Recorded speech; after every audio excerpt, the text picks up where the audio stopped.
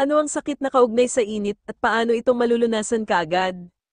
Kadalasan, ang iyong katawan ay nananatiling malamig sa pamamagitan ng pamamawis at pagdaloy ng mas maraming dugo patungo sa balat.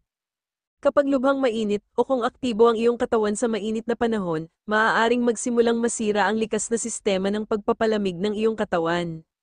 Maaaring tumaas ang temperatura ng iyong katawan sa mga antas na mapanganib na pagsisimula ng malalang pagkakasakit sanhi ng sobrang init, kasama na ang heat stroke at pagkahapo dahil sa init, kabilang sa iba pang banayad na sakit dulot ng init ay ang pulikat at pamamantal dahil sa init. Ang hirap ng katawan na manatiling malamig ay maaari ring magpalala sa mga sintomas ng ilang umiiral ng mga sakit, halimbawa, ang taong may sakit sa puso ay maaaring mahilo o maatake pa sa puso.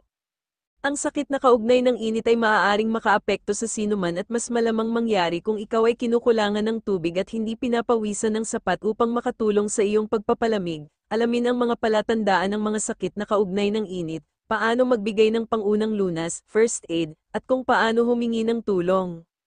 Sino ang mga pinaka-nanganganib? Lahat ng tao ay maaaring maapektuhan sa mainit na panahon, ngunit may mga tao na mas mahihirapan. Mga taong may edad na 65 taon at mas matanda pa, mga sanggol at mga bata asterisk. Mga buntis, mga taong walang tirahan, mga taong may mga sakit katulad ng sakit sa puso, sa baga, diabetes, sa bato, sa nerbiyos, at sa pag-iisip. Mga taong nahiwalay sa lipunan, mga manggagawa sa mga labas na lugar tulad ng grablalamove construction worker. Alamin ang mga palatandaan ng pagkahapo at pagkawalang malay dahil sa init, heat stroke. Pagkahapo dahil sa init, heat exhaustion, sakit ng ulo. Pagkahilo, pagkawalang malay, panghihina, pagkairita. Pagkauhaw, maputlang balat, pinapapawisan ng marami.